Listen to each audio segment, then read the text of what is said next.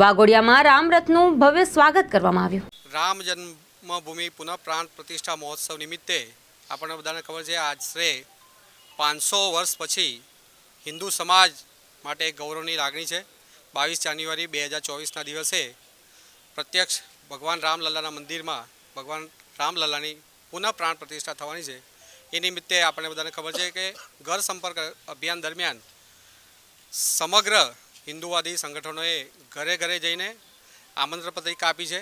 ત્યાર પછી 22 જાન્યુઆરી પછી દરેક હિન્દુ અયોધ્યા જાય અને એના મનમાં એકવાર પણ અયોધ્યામાં ભગવાન શ્રી રામલલ્લાના દર્શન કરવાની ઉત્કંઠા જાગે અને એક કામ પૂર્ણ કરે તેના માટે આહવાન પણ આપવામાં આવેલું છે। તો એ નિમિત્તે આજે જે રામરથ આવ્યો છે એ રામરથ વાઘોડિયા તાલુકાના દરેક ગામે ગામે ફરશે અને લોકોમાં જાગૃતિ લાવવાનું કામ કરશે। વાઘોડિયા તાલુકાની અંદર કઈ રીતે આ ઉત્સવ મનાવવામાં આવશે?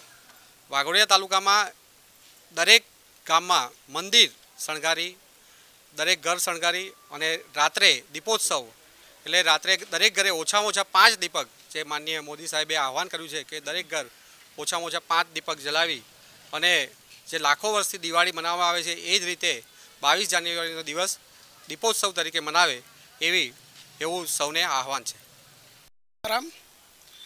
ગુજરાત પ્રદેશ દ્વારા અને ગુજરાત પ્રદેશના માર્ગદર્શન હેઠળ વડોદરા જિલ્લાની અંદર અને અમારા જિલ્લા પ્રમુખ સતીશભાઈ પટેલ દ્વારા આજે વાઘોડિયા તાલુકાની અંદર રામરથ આવી પહોંચ્યો છે। ત્યારે આ રામરથ વાઘોડિયા તાલુકાના દરેક ગામની અંદર ગામે ગામ ફરશે અને રામ ભગવાનની જે 22 તારીખે પ્રતિષ્ઠા થવાની છે રામલલ્લાની, એનો આ એક મેસેજ છે અને એ મેસેજ રૂપે ગામની અંદર દરેક ગામની અંદર ઘરે ઘરે 22 તારીખે 5 દીવા પ્રગટે અને આખું ગામ રોશનીથી ઝળહળે એવું એક આયોજન કરવામાં આવ્યું છે અને ગામે ગામ રોશની અને સાથે સાથે દારૂખાનું પણ ફૂટે એવી વ્યવસ્થા કરવામાં આવી છે।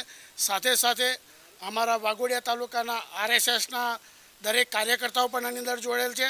ભારતીય જનતા પાર્ટીના તમામ કાર્યકર્તાઓ આ રામરથની અંદર જોડાયા છે અને ગામે ગામ દરેક જણ ફરવાના છે અને આજના પ્રસંગે આ જે રામરથ આવ્યો છે એમાં અમે વાઘોડિયાની અંદર બધાએ ઉમળકાભેર સ્વાગત કર્યું છે। એ જય હિન્દ, જય ભારત, જય જય ગરવી ગુજરાત।